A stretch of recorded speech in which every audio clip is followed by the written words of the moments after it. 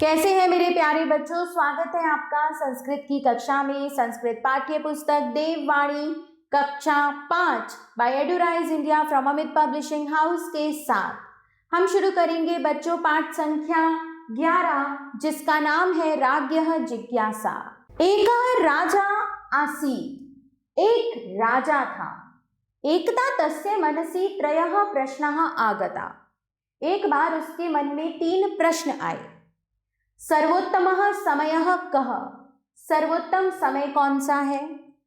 सर्वोत्तमः जनः कः? सर्वोत्तम व्यक्ति कौन है? सर्वोत्तमः कार्यं किम? सर्वोत्तम कार्य क्या है? तो ये थे 3 प्रश्न, सर्वोत्तम समय, सर्वोत्तम व्यक्ति और सर्वोत्तम कार्य। पंडितान आहूय राजा एतान प्रश्नान अपृच्छत्। राजा ने पंडितों को बुलाकर ये प्रश्न पूछे, परम तेषाम उत्तरैः सः संतुष्टः नाभवत्। किंतु उनके उत्तर से वह संतुष्ट नहीं हुआ। नगरात् बहिः एकस्मिन् आश्रमे एकः यतिः वसति स्म। नगर से बाहर एक आश्रम में एक सन्यासी रहते थे। प्रश्नानाम उत्तराय, प्रश्नों के उत्तर के लिए राजा तत्रागच्छत्। राजा वहां आ गया। आश्रमात् किंचित दूरे तस्याश्वः अंगरक्षकाश्च अतिष्ठन्। आश्रम से कुछ दूर उसका घोड़ा और अंगरक्षक ठहर गए। सह एकाकी, वह अकेला ही सामान्य वेश में आश्रम गच्छत्। आश्रम गया। अपराह्न समयः आसीत्। दोपहर का समय था। यतिः आश्रमे उद्यान कार्यं करोति स्म। सन्यासी आश्रम में बगीचे में कार्य कर रहे थे। राजा तं प्रणम्य स्वप्रश्नान् अपृच्छत्।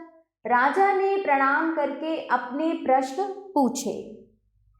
यदि ध्यानेन प्रश्नान् अशृणोत्। सन्यासी ने ध्यान से प्रश्नों को सुना, परम किमपि नावदत्, किंतु कुछ नहीं बोले। राजापि तत्र धैर्येण उद्यान कर्मणि यतेः सहायतां करोत्।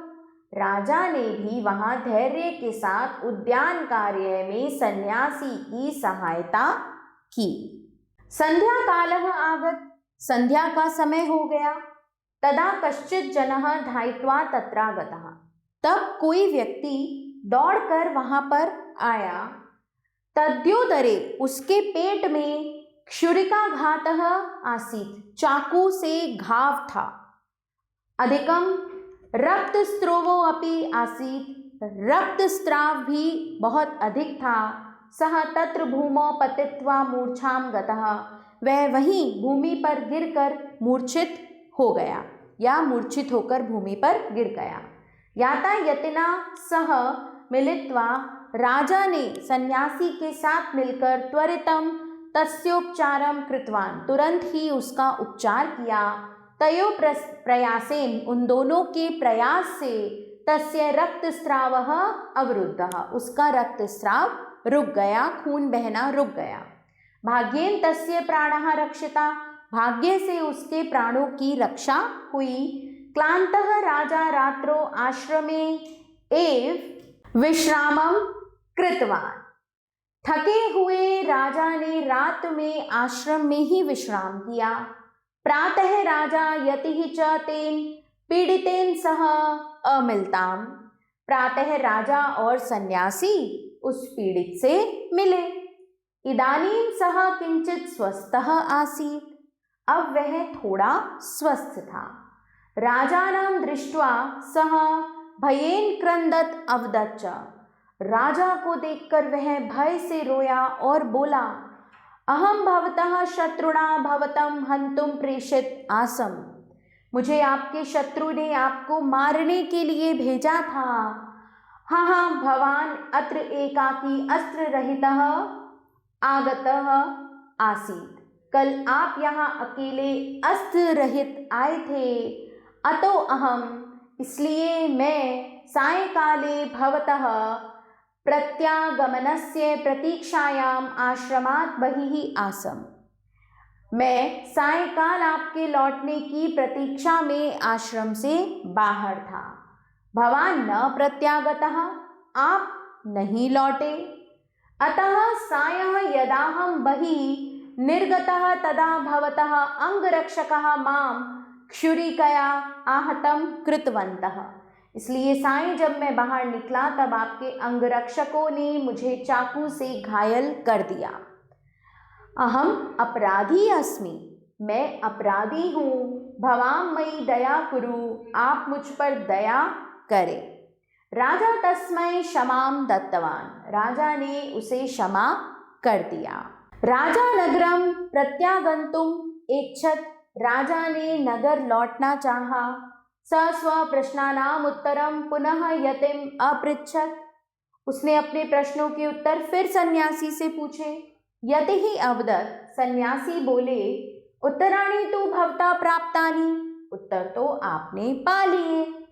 प्रथम प्रश्नास्योत्तरम, प्रथम प्रश्न का उत्तर वर्तमानः समयः एव सर्वोत्तमः, वर्तमान समय ही सर्वोत्तम है। भवान ह्यः सायं उद्यान कार्ये स्थित्वा आश्रमात् बहिः न गतवान, कल सायं आप उद्यान कार्य में लगकर आश्रम से बाहर नहीं गए। अतः भवतः प्राण रक्षा अभवत, इसलिए आपके प्राणों की रक्षा हो गई। द्वितीय प्रश्नस्योत्तरम, निकटस्थः जनः एव सर्वोत्तमः, दूसरे प्रश्न का उत्तर निकट रहने वाला व्यक्ति ही सर्वोत्तम है। हाँ भवतः कृते उद्यान कार्ये अहम सर्वोत्तमः आसम, कल आपके लिए उद्यान कार्य में मैं सर्वोत्तम था।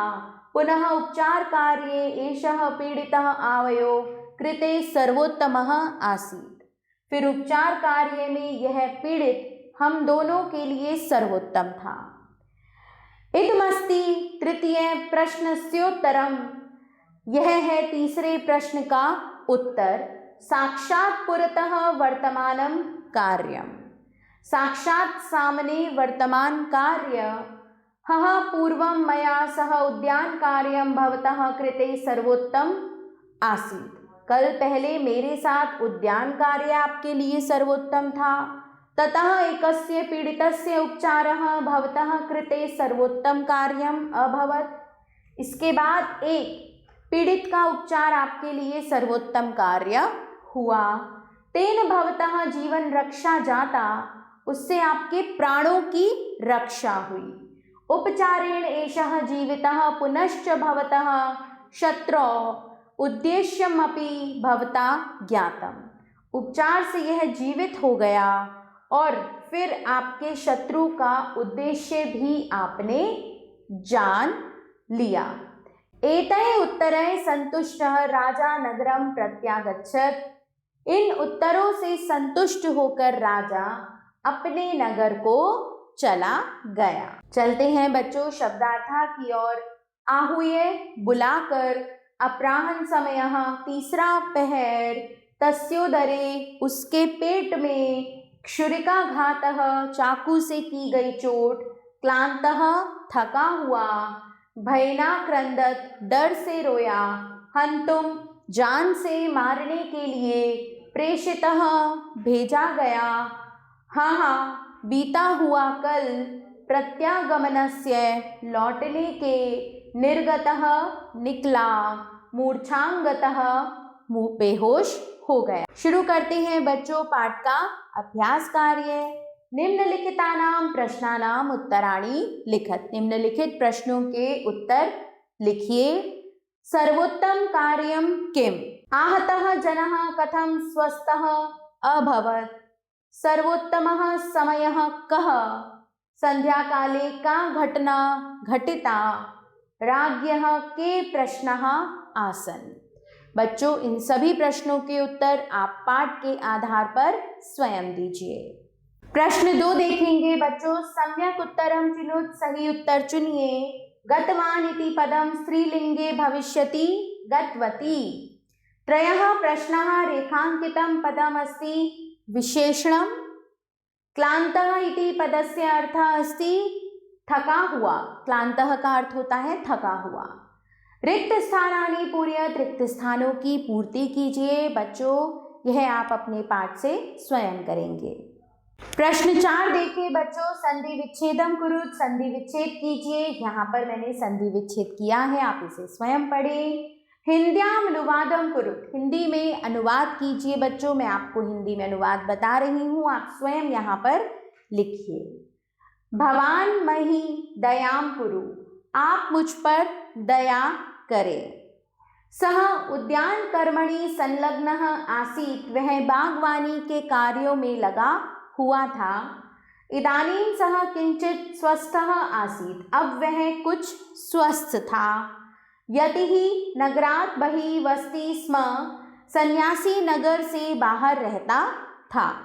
प्रश्न 6 देखिए बच्चों, संस्कृते अनुवादम कुरुत, संस्कृत में अनुवाद कीजिए। संध्या का समय था, संध्या कालः आसीत्। राजा के तीनों प्रश्न सरल लेकिन गंभीर थे। राज्ञः त्रयः प्रश्नाः सरलः किंतु गंभीरः आसन्। सन्यासी ने ध्यान से राजा के प्रश्न सुने। यतिः ध्यानेन राज्ञः प्रश्नान् अशृणोत्, राजा ने उसे क्षमा कर दिया। राजा तं क्षमाम् अकरोत्। रेखांकितानां पदानां विभक्तिम लिंगम च लिखत, रेखांकित पदों की विभक्ति और लिंग लिखिए। तो यहाँ मैंने 3 वाक्यों की रेखांकित पदों की विभक्ति और लिंग लिखे हैं, शेष 2 आप स्वयं कीजिए। इसी के साथ बच्चों हमारा यह पाठ यहाँ समाप्त होता है। आभार बच्चों, मिलते हैं नए पाठ के साथ।